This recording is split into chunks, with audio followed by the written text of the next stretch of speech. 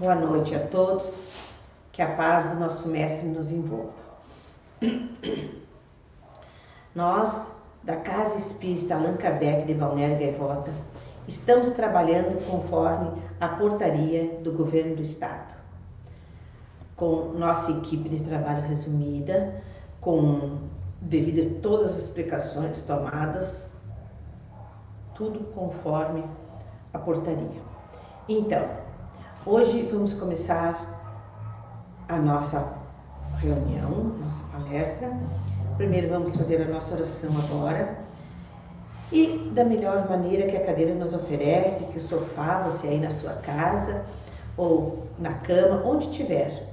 Vamos fechar nossos olhinhos e fazer a nossa oração, pedindo ao nosso Mestre Jesus que nos dê muita paz, muita saúde, nos conforte os nossos corações aflitos, por tanta coisa que a gente às vezes tão pequena e fizemos tão grande, muitas aflições, muito desespero. Então, Jesus, nos conforta, nos dá força para vencermos tudo isso que estamos passando, para vencermos essa pandemia com muita fé, muita esperança, e que o dia de amanhã seja melhor que o de hoje. Que a Tua paz, Senhor, esteja em nossas casas, em nossos corações, nos ajudando a vibrar positivamente para que tudo isso passe rápido e da melhor maneira possível. Pai nosso que estais no céu, santificado seja o Teu nome, venha a nós o Teu reino, seja feita a Tua vontade, assim na terra como no céu. O pão nosso de cada dia dai-nos hoje, Senhor, pão da alma e pão do corpo. Perdoa as nossas ofensas, assim como devemos perdoar aqueles que nos ofendem. E por caridade, não nos deixes cair em tentação, mas nos livra de todos os males. Que assim seja. Que a Tua paz, Mestre, nos ilumine sempre. E hoje a nossa exposição doutrinária fica a cargo do nosso companheiro de Casa Espírita, Alfredo Feijão. Que a paz de Jesus vibre junto com ele e tudo aquilo que ele preparou com carinho, com dedicação, ele possa transmitir para nós da melhor maneira possível. Feijão.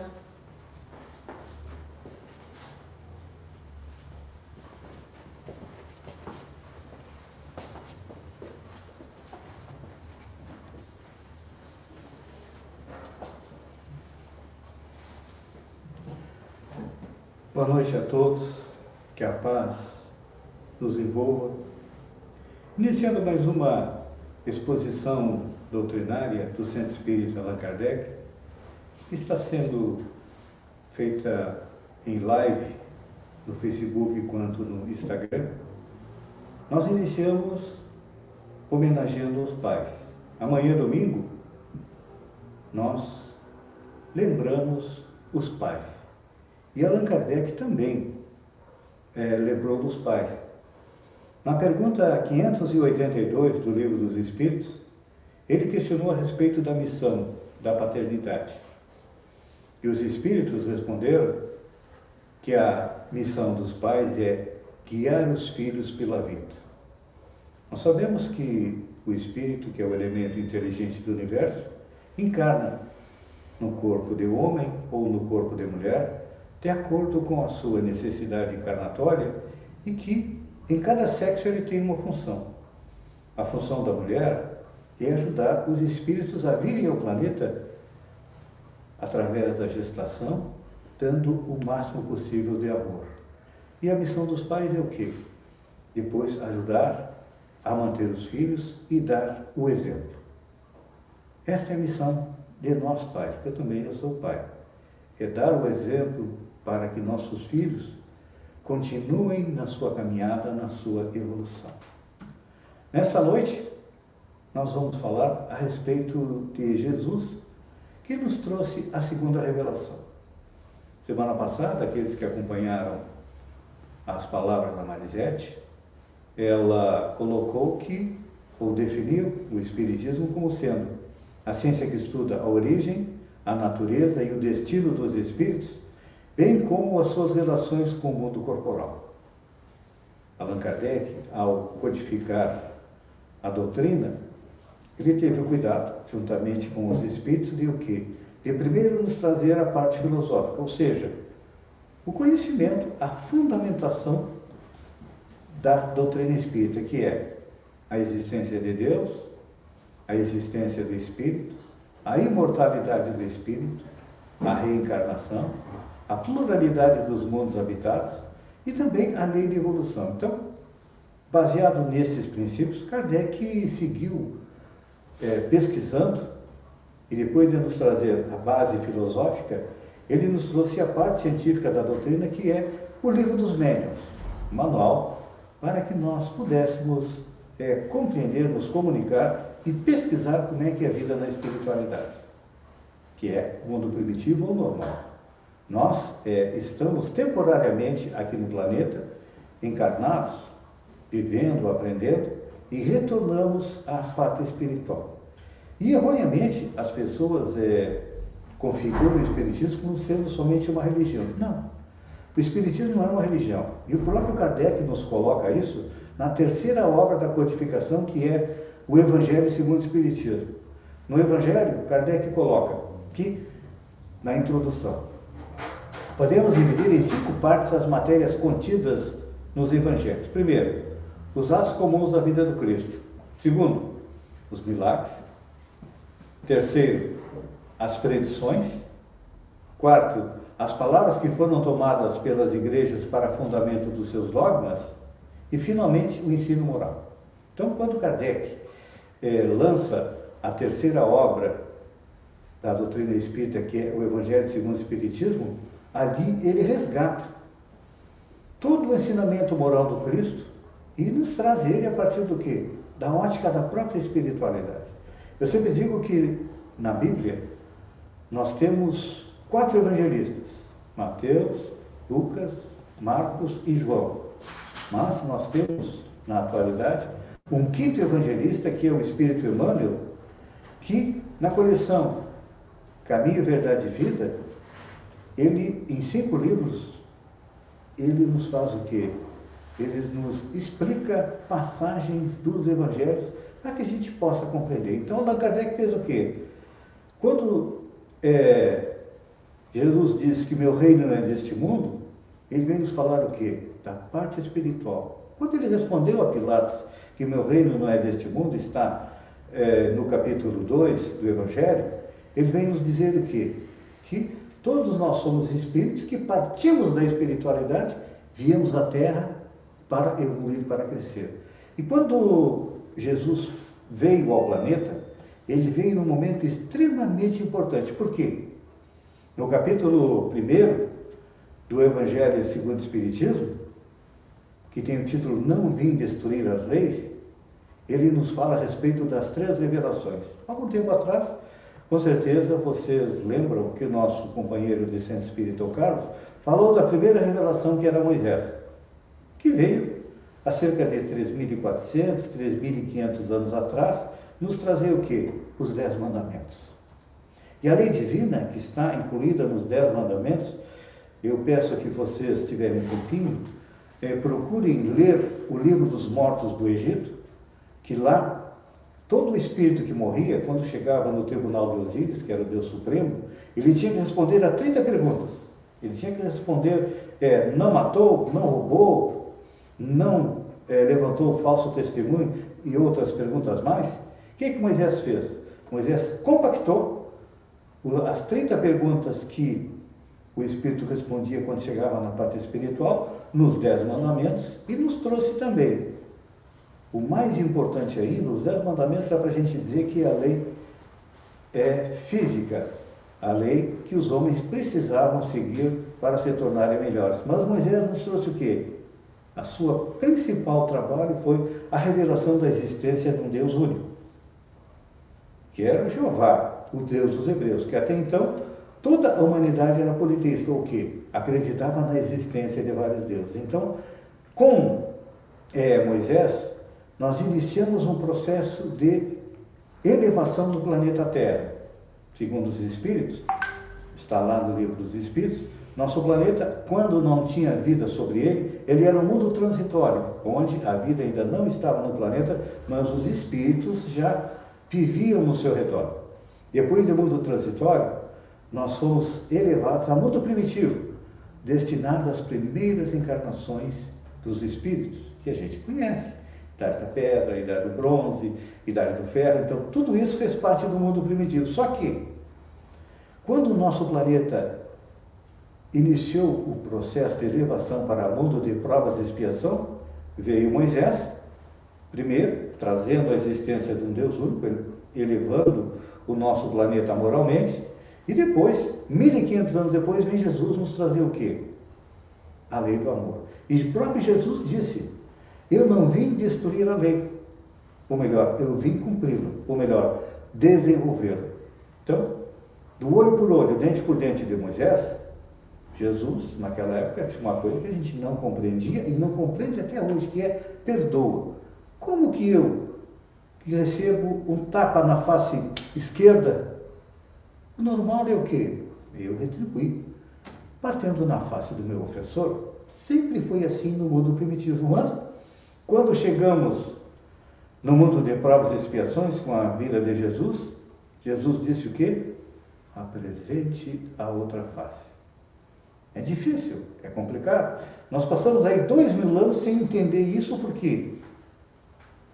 Porque ainda não tínhamos maturidade espiritual para compreender o amor e compreender o perdão. Mas agora, que estamos chegando no momento de transformação, de elevação do nosso planeta novamente, de mundo de provas e expiação para mundo de regeneração, vem o quê?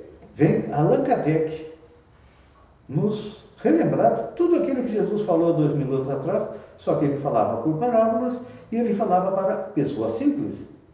Hoje, à medida que a ciência evoluiu, o conhecimento evoluiu, houve a necessidade de quê? De vir o Consolador prometido, ele próprio disse, há 2000 anos: eu retorno à pátria espiritual e na época apropriada vos mandarei o Consolador prometido, que vai esclarecer muitas coisas que eu coloquei, porque à medida que os tempos foram passando, as palavras do Mestre Jesus foram sendo modificadas, cada um modificava, cada segmento religioso modificava as palavras de Jesus de acordo com a sua necessidade, e houve o quê? Um momento em que precisamos restabelecer o Evangelho de Jesus e veio o Consolador prometido. Tinha muita gente que esperava, e tem muita gente que ainda espera. Não, Jesus vai reencarnar de novo. Adianta Jesus reencarnar? Ele veio, muitos ainda não aceitam. Se ele reencarnasse novamente, nos dias de hoje, provavelmente muito menos pessoas iriam aceitá-lo. Porque, infelizmente, a gente percebe, quando a gente navega pelas redes sociais, pela internet, lê nos jornais, nas revistas, nós estamos ficando muito complicados, não estamos? Muito raivosos? Então, houve a necessidade de vir o Espiritismo, esta ciência, esta filosofia, esta ciência, e nos resgatar também a moral do Cristo, que é a revelação da lei do amor. E Jesus falávamos nos 10 mandamentos, ele conseguiu fazer o quê? Compactar os 10 mandamentos em 2, amar a Deus e amar ao próximo. Eu sempre digo que amar a Deus até não é tão difícil, porque nós estamos saindo do temor, do medo de Deus, do medo do castigo divino. E olha, nos dias de hoje, tem muita gente que acredita que o coronavírus é um castigo divino. Não. O coronavírus é uma ajuda suave, tranquila, para que nós, seres humanos, voltássemos ao caminho reto, ao caminho que Jesus nos exemplificou há 2000 anos atrás, porque nós estávamos seguindo a porta larga. Nós não nos preocupávamos com nada, nós nos preocupávamos só conosco, nosso trabalho, nossa diversão, meu, nosso. Então veio o coronavírus, opa, para aí. Eu estou em casa, eu estou em isolamento social. O filho que eu deixava para a mãe criar, também está em casa comigo, necessita da minha atenção. Então o que acontece? O coronavírus veio fazer com que a família voltasse a se unir novamente. É claro que tem famílias que estão se separando. As estatísticas dos divórcios, dizem que eles aumentaram agora na época da pandemia, porque aquilo que já estava ruim ficou pior. E se a gente não consegue consertar, o que a gente sempre coloca? A culpa é do outro. A culpa não é minha. A culpa da falência do meu casamento não é minha, é do outro. A culpa dos meus problemas de trabalho não é minha, é do chefe e do colega de trabalho. Então, nesse momento, todos nós estamos fazendo o quê? Começando a olhar para dentro de nós e ver que tem muita coisa que nós precisamos mudar. Então, esta é a finalidade do coronavírus, fazer com que o homem comece a se aproximar de si mesmo, a se autodescobrir, compreender que ele tem qualidades que precisa melhorar, que ele tem defeitos que precisa diminuir. Então, esta é a função do coronavírus, e tudo isso nós temos que fazer a partir do quê? A partir do amor. Então, Jesus veio ao planeta para quê? Para nos exemplificar o amor, a compreensão, a tolerância, a beneficência. Tudo isso Jesus exemplificou há 2000 anos atrás, e só que, infelizmente, à medida que o tempo foi passando, nós fomos esquecendo. Então, o Espírito Joana de Ângeles, no livro Amor Imbatível Amor, ele diz que a síntese da proposta de Jesus em torno do amor é das mais belas psicoterapias que se pode conhecer. Amar a Deus sobre todas as coisas é o próximo a si mesmo. E diz ela que é uma trilogia harmônica. Opa, trilogia? Mas Jesus só falou em amar a Deus e amar o próximo? Mas como é que eu vou amar a Deus e amar o próximo se eu não amar a mim mesmo? Então está aí a chave do conhecimento. Na antiguidade, estava escrito no templo de Delfos uma frase em grego que dizia "Gnosce-te ipsum", ou seja, homem, conhece-te a ti mesmo. 4, 5 mil anos atrás, e até hoje nós ainda não conseguimos nos conhecer, porque nós ainda não compreendemos que para amar a Deus e amar ao próximo, nós temos que amar a nós mesmos. Ou seja, nos conhecer, combater em nós as duas maiores chagas da humanidade, porque lá no Livro dos Espíritos, Allan Kardec questiona, na pergunta 913, a respeito dos vícios, a origem dos vícios do ser humano. E a resposta dos Espíritos, normalmente, ela é seca, ela é lacônica. Estudai todos os vícios e vereis que no fundo de todos eles existe o egoísmo, ou seja, eu, pensar em mim, eu em primeiro lugar. E depois, na 917, os Espíritos também nos dão o meio de destruir o egoísmo. E Allan Kardec comenta esta cura do egoísmo dizendo o seguinte: a cura poderá ser prolongada porque as causas são numerosas. Claro que as causas do nosso egoísmo são numerosas, porque esta não é a primeira encarnação. Se a gente olhar a história da humanidade, tudo aquilo que aconteceu no passado, fomos nós responsáveis. Com certeza. Guerras, matanças, coisas boas também, nós somos responsáveis. Então, mas não se chegará se não atacar o mal pela raiz, ou seja, com a educação. Então, vem a doutrina espírita no século XIX e agora no século XX para fazer o quê? A educação moral das pessoas. É isso que a doutrina espírita nos traz. Mas como educação moral? Claro, a partir do momento que nós compreendemos de onde nós viemos, para onde nós vamos, por que nós sofremos, é claro que todos nós estamos cansados de sofrer. Todos nós queremos chegar ao mundo de regeneração. Só que normalmente a gente acha que para chegar ao mundo de regeneração, a gente tem que mudar o presidente, a gente tem que mudar o governador, a gente tem que mudar o prefeito, tem que mudar o vereador, tem que mudar os outros. Mas não é os outros que nós temos que mudar. Nós temos que mudar a nós mesmos, e a partir do momento que nós mudamos, nós estamos praticando aquilo que Jesus disse, que era a pedagogia do exemplo. Lembra lá que eu falei que o pai tinha que ser o exemplo? Realmente. O pai é o exemplo para o filho e para a filha. E os filhos seguem o exemplo dos pais. Então, esta é a nossa responsabilidade, então. Diante de tudo isso, o que nós precisamos? Precisamos aproveitar este momento de isolamento social para quê? Para olhar para dentro de nós, ver o que está errado. O que nós não estamos fazendo de correto? Quais os motivos da nossa infelicidade? Muitas vezes a gente acha, minha infelicidade é porque eu não tenho um iPhone, minha infelicidade é porque eu não tenho um carro novo, minha infelicidade é porque o meu trabalho tem um salário um salário mínimo. Não. A infelicidade não é isso. Isso é a parte física e a parte econômica que é necessária. Mas a verdadeira felicidade, o que é? A consciência tranquila, então. Vamos hoje à noite analisar se a nossa consciência está tranquila, se nós estamos agindo, não precisamos nem agir, de acordo com os 2 mandamentos de Jesus, que é só amar. Vamos analisar como é que nós estamos em relação aos 10 mandamentos de Moisés.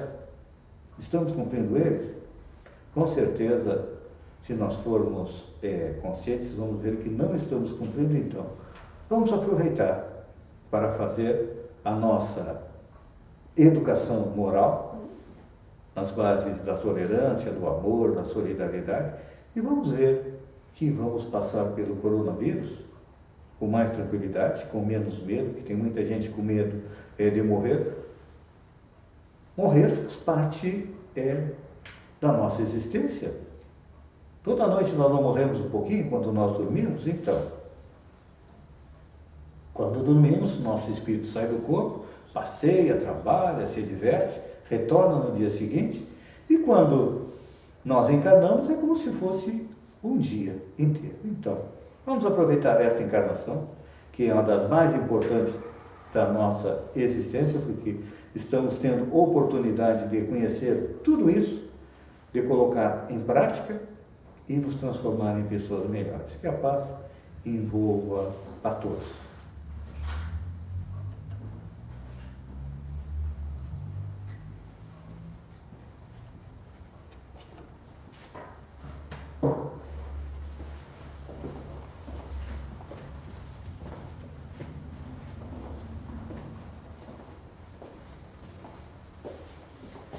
Então, meus amigos, depois da exposição do feijão, vamos fazer a nossa oração de encerramento, agradecendo por essa oportunidade de estarmos todos aqui reunidos em nome do Senhor.